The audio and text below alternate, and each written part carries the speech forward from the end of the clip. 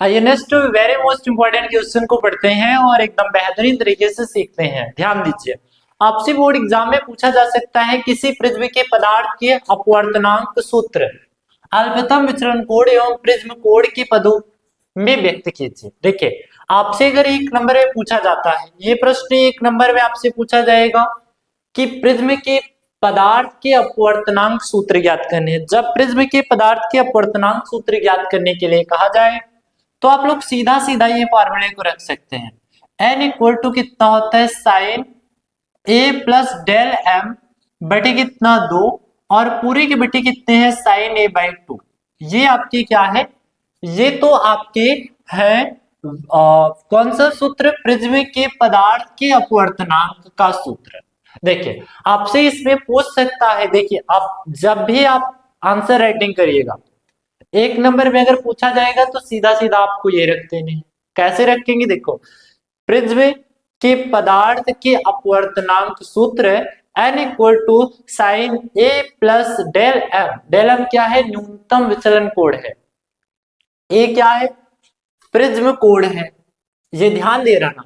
तो आप लोगों को यहां पर लिख देने हैं ऐसे, जहां a प्रिज्म कोण, a क्या है प्रिज्म कोण। आप अपनी कॉपी में इस तरीके से लिखेंगे जहां a प्रिज्म कोण है और आपको तथा डेल m डिनोट कर देना, तथा डेल m क्या है, न्यूनतम विचलन कोण है, न्यूनतम विचलन कोण।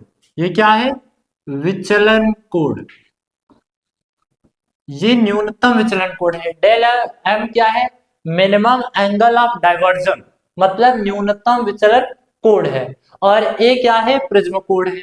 अगर पेपर में एक नंबर या दो नंबर में आपसे पूछ लिया जाए, सीधा सीधा फार्मूला पूछ लिया जाए, तो आप लोग फार्मूला ये रख दीजिएगा, n equal to sine a plus del m upon 2 sine a by 2। ये आपका क्या हो जाएगा, आंसर हो जाएगा। ऐसे ही आपके अगर पूछे जाते हैं ऐसे, ये पेपर में एग्जैक्टली बहुत साल पेपर में बना हुआ है, मतलब 2018 में, 19 में, 20 में, 22 में, 23 में और 24 में और 25 में। मतलब ये इतना ज्यादा इंपॉर्टेंट प्रश्न है, ये पेपर में इस साल 2026 में आने वाले प्रश्न है। और देख लेना आपके बोर्ड एग्जाम में ये 100% पेपर में आने वाला है। ध्यान दीजिए, क्या कहा गया है, यदि किसी प्रिज्म के लिए प्रिज्म तथा न्यूनतम विचलन कोण दोनों का मान ए हो, मतलब प्रिज्म तथा न्यूनतम विचलन कोण दोनों का मान क्या हो जाए, ए हो, तो प्रिज्म के पदार्थ का अपवर्तनांक ज्ञात कीजिए। प्रिज्म के पदार्थ का अपवर्तनांक का हम लोगों ने सूत्र देखा था, क्या कहा गया है, फार्मूले में यही दिया गया। देखिए, सबसे पहले कहा गया जो डेल एम है वो किसके बराबर है, ए के बराबर है। मतलब ये क्या है, विचलन कोण है, विचलन कोण है। और कौन सा विचलन कोण है, न्यूनतम विचलन कोण है। न्यूनतम विचलन कोण डेल एम की वैल्यू ए अगर रख दिए जाए, ये क्वेश्चन में कह दिया गया न्यूनतम विचलन कोण डेल एम ए के बराबर है। कहां पर प्रश्न में दिया गया, प्रिज्म कोण तथा न्यूनतम विचलन कोण दोनों क्या है, ए के बराबर है। चलो दोनों एक के बराबर बना देते हैं।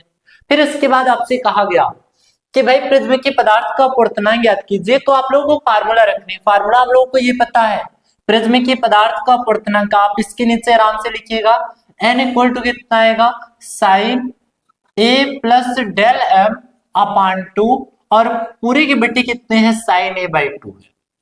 अब प्रश्न में कहा गया आपसे, क्या कहा गया है इस प्रश्न में, ऐसे कहा गया है, यदि हम डेल m, ये जो डेल m है, डेल m के स्थान पे ये रख दें, दोनों बराबर कर दें, n की वैल्यू कितनी हो जाएगी, साइन a प्लस a बटे कितना 2 और पूरे के बटे कितना है, साइन a बाई 2।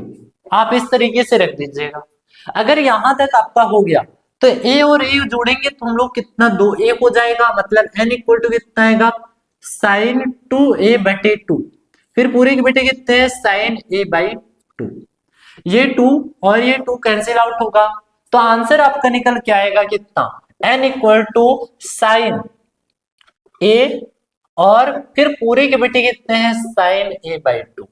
देखिए, एक फार्मूला हम लोग जानते हैं, अगर साइन 2a रख दें, ध्यान दीजिए, यदि यही प्रश्न में इसके अकॉर्डिंग हम लोगों ने यहां पर रख दिया वैल्यू साइन a के स्थान पे, देखिए a equal to sine a के स्थान पर रख दे रहे हैं 2 sine a upon 2 into cos a by 2 रख दे, और पूरे के बेटे कितने हैं, साइन ए बाई 2 है। तो आप लोग कोई डाउट होगा यहाँ पर, देखिए ट्रिग्नोमेट्री हम लोगों ने पढ़ा था, साइन ए बराबर होता है कितना, 2 sine a upon 2 into cos a by 2। तो ध्यान दीजिए, इनके स्थान पे हम लोग देखेंगे कि sine a by 2 sine a by 2 cancel out हो जाएगा, तो आंसर कितना निकल के आएगा, एन इक्वल टू कितना आएगा, 2 कॉस ए बाई 2। ये आपका क्या होगा, प्रूव दैट आंसर होगा। यही आपके फार्मूले निकल के आते हैं और आपका बेहतरीन तरीके से आंसर यही आपका निकल के आएगा। मतलब प्रिज्म के पदार्थ का अपवर्तनांक कितना हो जाएगा, n equal to 2 cos a by 2। कब होगा, जब प्रिज्म कोण और न्यूनतम विचलन कोण दोनों एक ही बराबर हो। मतलब ये कौन सा कोण है, ये न्यूनतम विचलन कोण एक के बराबर हो, और जो क्या है आपसे कहा गया प्रिज्म कोण, कौन सा कोण, प्रिज्म कोण किसके बराबर हो, प्रिज्म कोण ए के ही बराबर हो। तो यहाँ पर हम लोग इतनी वैल्यू पुटअप करके आंसर आप बेहतरीन तरीके से लिख दीजिएगा। ये पेपर में इतनी ज्यादा इंपॉर्टेंट है, 100% किसी न किसी स्थितियों में घुमाकर पूछे गए हैं। कभी कभी पेपर में ऐसे भी बना हुआ है, आपसे कहे गए हैं पेपर में, यदि प्रिज्म कोण तथा न्यूनतम विचलन कोण बराबर हो तो प्रिज्म के पदार्थ का मान ज्ञात कीजिए। तो आप लोगों को यही टॉपिक एग्जैक्टली आप लोगों को लिख लेने हैं, स्क्रीनशॉट आप मान लीजिए, इसको बेहतरीन तरीके से सॉल्व करिए।